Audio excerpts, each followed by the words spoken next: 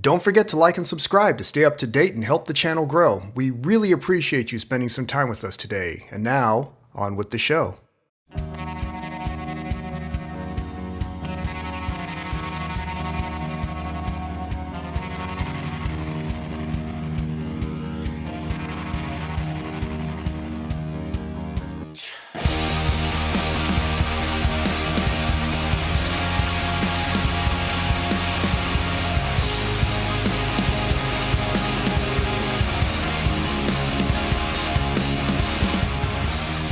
You are listening to the Narrated, Not the Popular Opinion with the one and only Gray.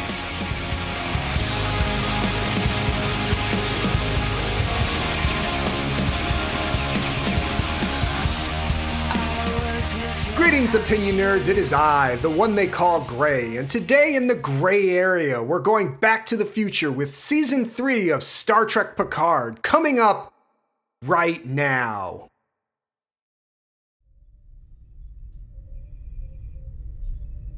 How can we explore the future if we're always looking to the past, opinion nerds? I've said it before, I was born into Star Trek fandom, and while my introduction to the franchise was through the 5-year mission of Kirk, Spock, and McCoy, I properly came of age in 1986 when the Big D descendant of the original Enterprise sauntered out of space dock like the beautiful lady she is. Through 7 television seasons and 4 big screen outings, the continuing mission of the Next Generation's Captain Jean-Luc Picard and his merry band of most excellent shipmates was an incredibly important part of my life. The show fueled many of my interests in science and art, gave me time spent with my family, and it's something I look back on with incredible fondness. But after the credits rolled on 2002's Star Trek Nemesis, the last of the Next Generation films, and with that the overwhelming understanding that the crew I grew up with had flown its last and everyone was moving on, I sheltered my fond memories and did the same. So much about the journey of the Next Generation crew, especially at the end, was about accepting the inevitability of change that it seemed almost shameful not to take the message at face value. That was the way things were. Unfortunately, we've entered an age where we no longer wish to or even know how to move on from things, and so we've set about not only rebooting waning franchises, but resurrecting characters whose time has long since passed. Still, I was more than a little surprised when the announcement came down that the almost 80-year-old Sir Patrick Stewart was stepping back into his moon boots for another trip to the final frontier. Nemesis may not have been the send-off that fans would have wished for, but to revisit the Next Generation almost 20 years after the show's audience had gone on to make a new generation of their own was a choice that felt like a desperate swing for a franchise that was suffering a crisis of identity. After director J.J. Abrams' Star Trek via Star Wars big screen franchise reset petered out at the box office, Star Trek Discovery was meant to be the franchise's rebirth, and it was, to be charitable, having a hard time finding its footing. The very idea of Picard alone felt like an attempt to try and recapture some of that lost goodwill, with an overture towards the nostalgia of a group of fans approaching middle age, and I maintained that perspective until I started hearing what the show was going to be. Seeing it really sealed the deal.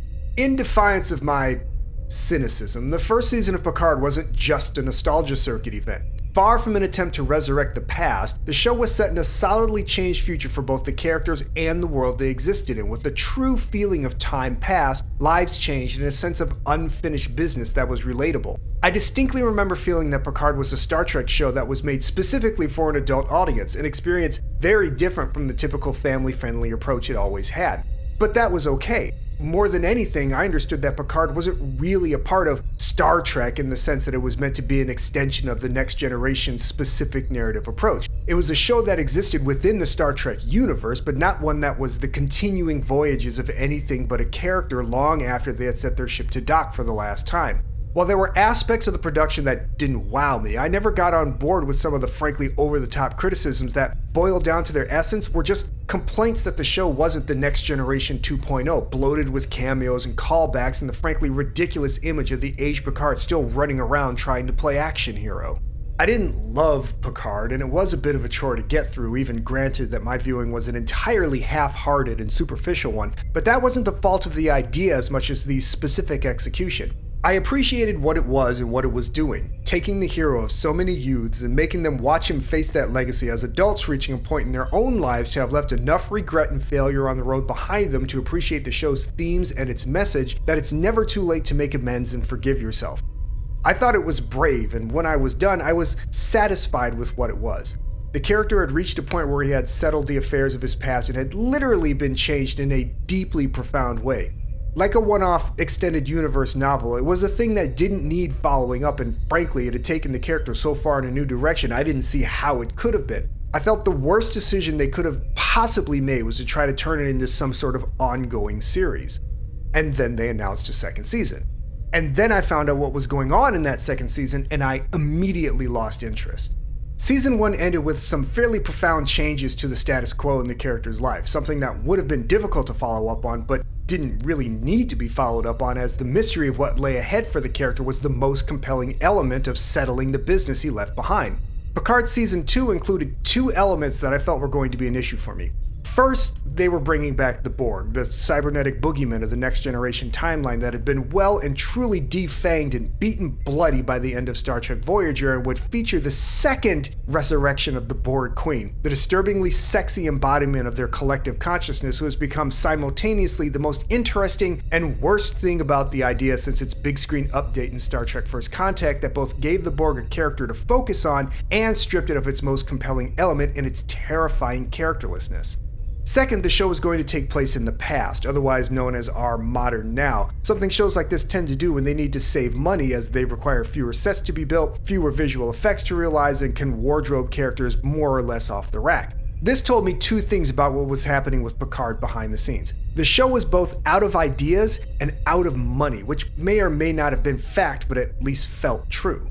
I didn't watch much of Season 2, mostly just picking at some clips online, so I'll readily admit that I may have missed out on some genuinely compelling storytelling. But what I do know is that Season 2 doesn't really continue on where Season 1 left off, instead opting for alternate dimensional shenanigans and time travel to create disconnected drama out of the clear blue fucking nothing simply for the purpose of having another season of the show. It does things with characters no one seemed to care for from Season 1 in a bid to make them interesting before it does away with them entirely, but otherwise neither builds nor improves upon anything from the series previous. You could watch Season 2 absent of Season 1 and likely be none the wiser that you had missed much of anything important. It tried to create some genuinely compelling character work in line with the idea that this was not really a part of Star Trek proper, at least not the Trek that you know, such that you would be allowed to mentally shift it off as being some kind of alternate universe itself, if not for the fact that the entire endeavor is quite plainly billed as being a continuation of the Picard character that had been previously established.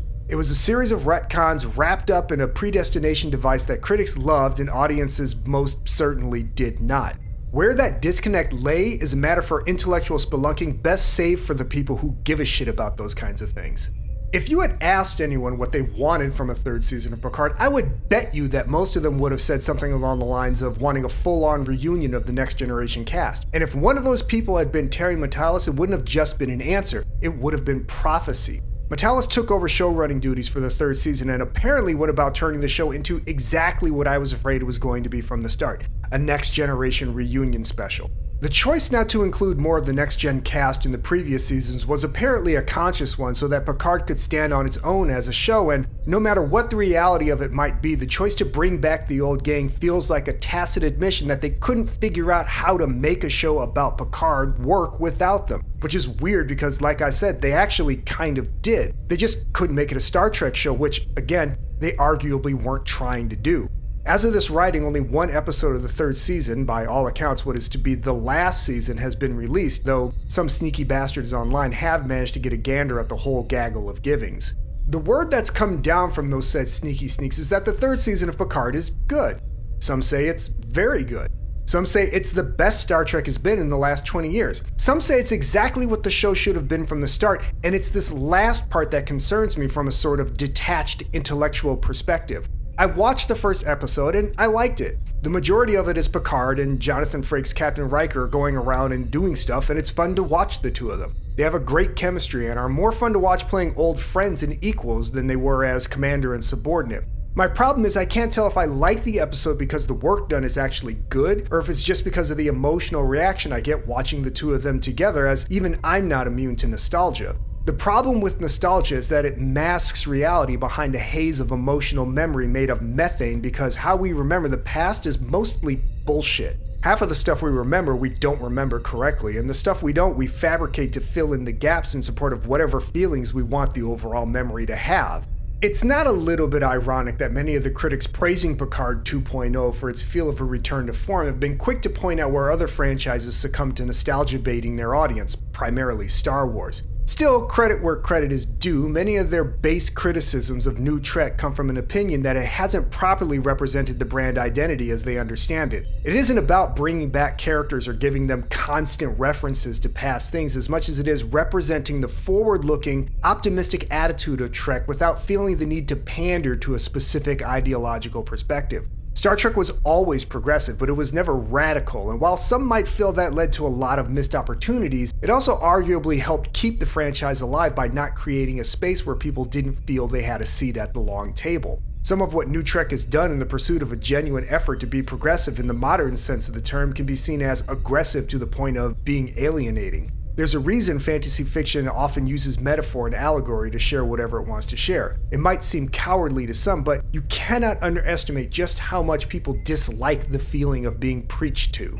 We as fans also need to consider what role we play in this because, face facts, if the Star Trek brand were really worth its weight in deuterium, we probably wouldn't be in this position. The Trek fandom is a finite resource which dwindles every year, so it doesn't do us much good to tell anyone coming on board with a new show that the thing they like isn't real Trek. Trek needs an infusion of new blood to survive, and at some point we old heads have got to let go of the reins a little. Like anything else, Trek has to evolve with the times if it's going to speak to each successive generation. No one wants Trek to change its overarching message about humanity working together towards a better future for everyone, but we have got to allow how it goes about communicating that message to remain contemporary. It may not be comfortable for everyone, but we do have to consider how much of that is the responsibility of the audience, especially those among us of advancing years. We have to be prepared to ask ourselves if the problems we have with New Trek are really because we think the shows have been poorly made, or if it's because of the impression that it's no longer our Trek.